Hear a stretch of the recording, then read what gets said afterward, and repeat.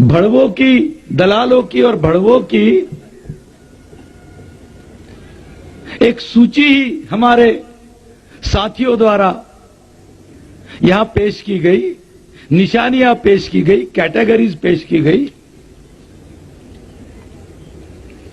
ये विषय रखने के पीछे हमारा जो उद्देश्य है, वो उद्देश्य किसी का नाम लेकर उसको भड़वा करार देना, दलाल घोषित करना, ये नहीं है।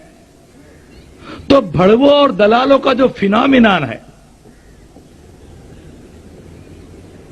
ये भड़वों और दलालों का जो फिनोमिनन है, ये फिनोमिनन आप लोगों के सामने रखना, इस फिनोमिनन को आपको समझाना।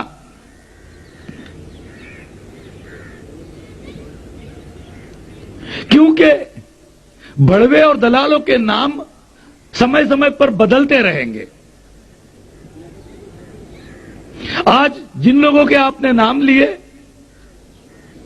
कल वो नहीं रहेंगे, कल कोई दूसरे लोग होंगे। तो समस्या केवल नाम लेने से हल नहीं होने वाली।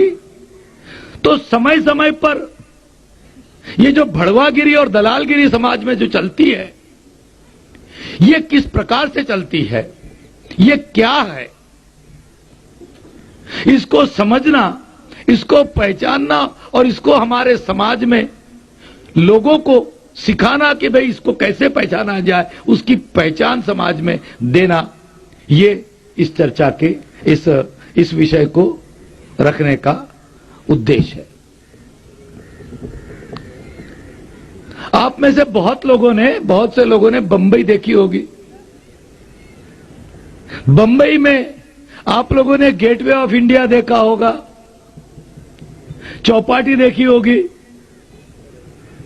जुहू बीच देखा होगा। बंबई में एक और बहुत देखने वाली चीज है, लेकिन आमतौर पे बंबई देखने के लिए जो लोग जाते हैं वो उस चीज को, उस जगह को नहीं देखते। उस जगह का नाम है फॉकलैंड रोड। वो देखने वाला इसलिए है कि उस फॉकलैंड रोड पर बंबई की वेश्याएं रहती है। और फॉकलैंड रोड पर कौन सी वेश्याएं रहती है? मैं कई बार अपने लोगों को बताता हूं,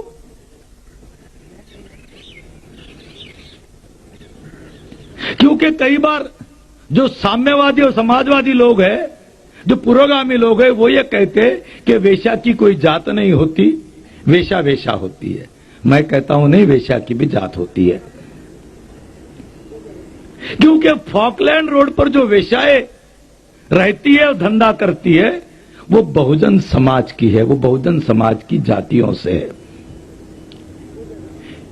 एक वेश्या, ब्राह्मणों की भी लड़कियां वेश्यागिरी करती है, लेकिन ब्राह्मणों की लड़कियां वेश्यागिरी लग्जरी के लिए करती है। बहुजन समाज की लड़कियां जो वेश्यागिरी करती है, वो मजबूरी, लाचारी, पीड़ा और पेट के लिए वेश्यागिरी करती है। तो ये जो फॉकलैंड रोड है, फॉकलैंड रोड में वेश्यागिरी चलती है, वेश्याएं रहती है। और ये वेश्याओं को ग्राहक दिलवाने का काम, उनके पास ग्राहक लेके जाने का, या ये वेश्याएं ग्राहक लाने के लिए भड़वे और एजेंट्स रखते, जो लोग रखते हैं। जो लोग वेश्या अगर पहले माले पर रहती है तो वो आपको जीने के सीढ़ी पर या उसके इर्द गिर्द ही जो लोग घूमते रहते हैं और वो आपको उस वेश्या तक पहुंचाते हैं, वो लोगों को वेश्या तक पहुंचाते हैं। उनको वहां की भाषा में भड़वे और दलाल कहा जाता है। तो ये भड़वे और दलालों का जो फिनोमिना है, यह फिनोमिना केवल वहां तक ही सीमित नहीं है। उसने आज भारतीय जीवन का सारा क्षेत्र व्यापा हुआ है।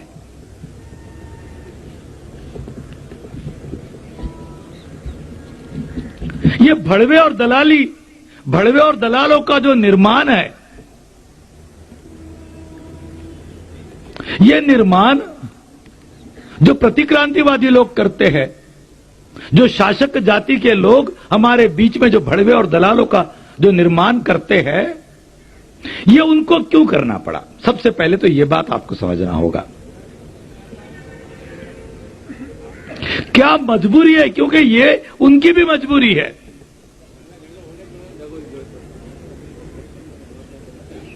कुछ लोगों ने यहां आरपीआई के नेताओं के बारे में कहा।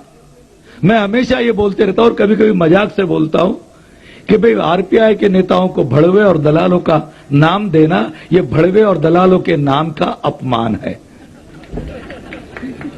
उनको तो महान बोलना चाहिए, बहुत महान लोग हैं वो।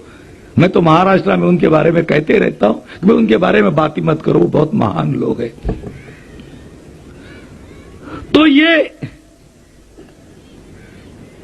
जो भड़वे और दलाली का जो फिनोमिना है, इस फिनोमिना की शुरुआत वैसे 1932 से होती है, जब पूना पैक्ट हुआ।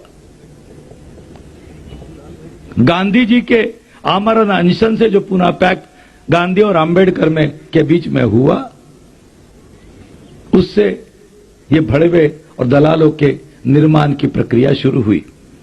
लेकिन आजादी के बाद ये बहुत ज्यादा बढ़ गई। ये इतनी बढ़ गई कि 1952 का जो पहला संसदीय चुनाव हुआ, उस संसदीय चुनावों के नतीजे जब बाबा साहब अम्बेडकर ने देखे, तो बाबा साहब अम्बेडकर ने जिस राजनीतिक आरक्षण से भड़वे और दलालों का निर्माण हुआ, बाबा साहब ने 1952 में ही इस राजनीतिक आरक्षण को समाप्त करने की मांग की थी कि हमें राजनीतिक आरक्षण नहीं चाहिए।